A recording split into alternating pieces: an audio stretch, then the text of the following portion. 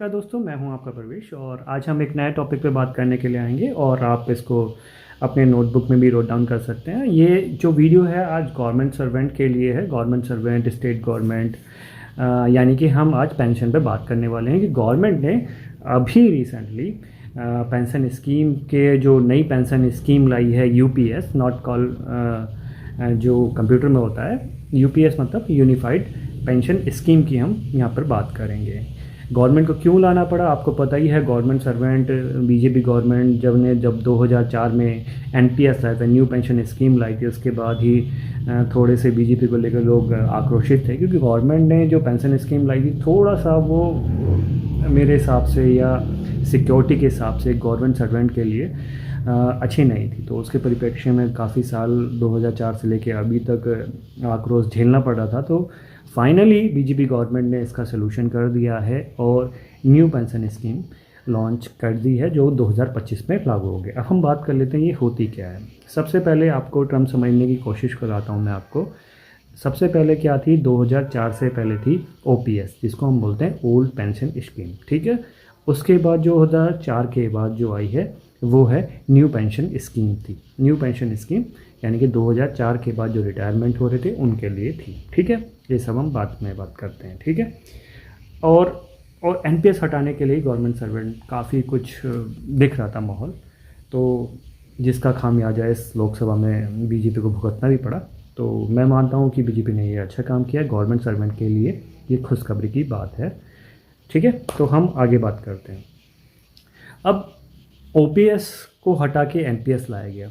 NPS को के परिप्रेक्ष्य में गवर्नमेंट सर्वेंट खुश नहीं थे, तो गवर्नमेंट ने क्या किया, बीजेपी गवर्नमेंट ने अप्रैल 2023 में एक समिति बनाई थी, सोमनाथ जिसके अध्यक्ष थे शुरू में, ठीक है। उसमें एक समिति बनाई गई थी और उस समिति के अनुसार ही ये आपका यूपीएस लाया गया है, यूनिफाइड पेंशन स्कीम को लाया गया। अब इसमें हम बात कर लेते हैं क्या क्या चीज़ है, फालतू टाइम ख़राब नहीं करूँगा, मैं आपको डिटेलिंग में बता देता हूँ।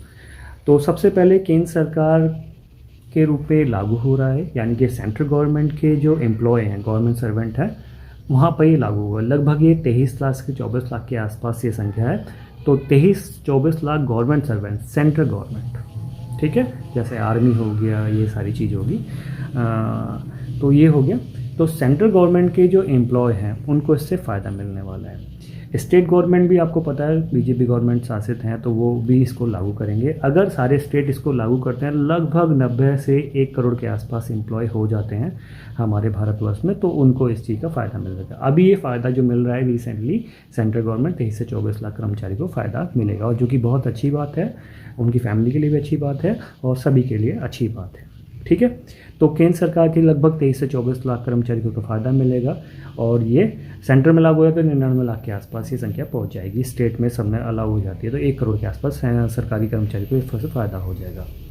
और एक चीज़ सबसे पहले, अब गवर्नमेंट ने क्या किया है, आप इसमें चूज़ कर सकते हैं कि आपको एनपीएस पे ही रहना है, या यानी कि न्यू पेंशन स्कीम जो 2004 के बाद लागू हुई थी, या आपको जो 2024 में ये स्कीम आ रही है जो 2025 में लागू होगी, यूपीएस यूनिफाइड पेंशन स्कीम में आपको रहना। तो यू हैव टू चूज़ कि you going through NPS, you to going through UPS. तो आई थिंक मोस्ट ऑफ तो यूपीएस के थ्रू ही जाएंगे, जो यूपीएस इज द बेटर। एक चीज़ और बता रहा हूँ, मैंने डिटेल एनालिसिस किया है, जो यूपीएस है, यूनिफाइड पेमेंट्स पेंशन स्कीम है, वो लगभग ओल्ड पेंशन स्कीम के जैसी है। तो इसलिए that's the good news for all government servant, और मुझे लगता है सभी जगह लागू भी हो जाएगी स्टेट में, बीजेपी शासित में तो हो ही जाएगी, ठीक है। ये चीज़ हो जाएगी क्योंकि स्टेट को ही इसको करना है, क्योंकि तो देखना है। तो आपके पास दोनों ऑप्शन है, आप दोनों में से कुछ भी चूज़ कर सकते हैं। आपको एनपीएस लगता है सही तो एनपीएस के साथ ही, यूपीएस के साथ रहना चाहते हैं यूपीएस के साथ रहना चाहिए। और इसकी जो ये लागू जो होगा ये होगा आपका 1 अप्रैल 2025 को। प्लीज़ करके सारी की सारी चीज़ें राइट डाउन करते रहना, ठीक है। ये चीज़ें मैंने आपको बता दी है। अब हम बात करते हैं जो यूपीएस है, यूनिफाइड पेंशन स्कीम है, इसमें 3 स्तंभ है, 3 पार्ट में डिवाइड करके मैं आपको इसको समझाने की कोशिश करूँगा। बाकी 2 चीज़ टेक्निकल है वो मैं आपको बता दूंगा जैसे रहेगा। तो सबसे पहले हम बात करते हैं अशोर्ड पेंशन। फर्स्ट पार्ट जो है यूपीएस का अशोर्ड पेंशन, ठीक है, आप लिख लीजिएगा। फर्स्ट पार्ट जो है अशोर्ड का मतलब क्या होता है कि कोई भी एवरेज निकाल के वो आपको मिलेगी ही, उससे कम नहीं जाने वाली। कहने का मतलब ये है अशोर्ड पेंशन, फर्स्ट स्तंभ की बात करें, अश्योर्ड इनकम किसे मिलेगी, हु हैव जो मतलब अपनी 25 ईयर की सर्विस कंप्लीट कर लेगा वो उसका हकदार होगा। ठीक है, तो इसको क्या होगा, मान लीजिए कि कोई बंदा 2025 में रिटायरमेंट होता है, ठीक है, तो अप्रैल में रिटायर हो रहा है, तो 2023 के अप्रैल से शुरू करके 2024 के अप्रैल से स्टार्ट करके 2025 के अप्रैल तक 12 महीने की वो सैलरी देखेंगे, उसका 50% एवरेज निकालेंगे। तो ये नहीं कि जिस समय से आपने ज्वाइन किया था उस समय से आखिरी का जो साल होगा, आखिरी के जो 12 महीने होंगे उसका वो एवरेज निकालेंगे, और जो औसत निकलेगा, ठीक है, उसका 50% आपको अश्योर्ड मिलेगा। और एक चीज़ है, इसमें इन्फ्लेशन इंक्लूड है, तो जैसे जैसे आपका टाइम बढ़ेगा आपकी पेंशन भी बढ़ती चली जाएगी, एक ही पेंशन नहीं रहेगी, यानी कि टाइम टू टाइम ये चेंजेबल होगी, इंटरेस्ट रेट भी बढ़ेगा, सारी चीज़ें बढ़ेंगी, तो it's good for government servant. ठीक है, तो ये समय सीमा क्या है, 25 साल बाद तो अश्योर्ड उसको मिलेगी ही 50%, बट गवर्नमेंट ने जिसने 10 साल पूरे किए उसके मिनिमम 10 साल आपको पूरे करने ही पड़ेंगे। जो 10 साल वाले हैं उनको मिनिमम 10,000 तो मिलेगी। मान लीजिए किसी सैलरी कोई डी ग्रेड वाला है, 18,000 है, उसकी 9,000 बैठ के 9,000 नहीं मिलेगी, 10,000 तो मिनिमम आपको मिलनी है पेंशन। और जो इन्फ्लेशन डीए जो होगा वो इंक्लूड होता रहेगा। ठीक है, वो सारी चीज़ें। तो अश्योर्ड पेंशन आई होप कि आपको क्लियर हो गया। सेकंड फेज पे हम बात करें अश्योर्ड फैमिली पेंशन। अब मान लीजिए कोई भी सेवानिवृत्त है, उसकी डेथ हो जाती है, पेंशन मिल रही थी उसको, मान लीजिए कि उसको 30,000 पेंशन मिल रही थी, तो अब क्या होगा, उसी कर्मचारी के फैमिली को 60% जो जिस समय वो कोई दुर्घटना हो गई है, मृत्यु हो गई है, कुछ भी हो गया, बीमारी हो गई है, एज पे 70 साल का है, 75 साल का है, तो जो उसकी फैमिली होगी, उसकी वाइफ होगी, जो उस पर आश्रित होंगे, उनको 30,000 पेंशन मिल रही है, तो उसका 60% 3 18 यानी कि 18,000 उनको पेंशन मिल जाएगी, पहले कम थी। ठीक है, तो ये चीज़ें होती हैं। तो सेकंड क्लियर भी आपका हो गया। थर्ड मैं बताता हूँ assured minimum pension. Assured minimum pension क्या होती है, न्यूनतम जिसने 10 साल पूरे किए हैं उसको 10,000 पेंशन तो मिलेगी। 11वें साल आप रिटायर हो रहे हैं, ठीक है, 10,000 आपको मिलेगी, इससे कम आपको पेंशन नहीं मिल सकती। आई होप कि आपको तीनों सेगमेंट समझ में आ गए होंगे। Assured pension, assured family pension, assured minimum pension, ये आपको समझ में आ गया होगा। चलिए फिर अब हम थोड़ा सा टेक्निकलिटी में आते हैं। 3 चीज़ें तो जनरली एक गवर्नमेंट सर्वेंट के लिए इतना इनफ रहेगा, बट जो स्टडी कर रहे हैं उनके लिए मैं थोड़ा सा आपको बता देता हूँ।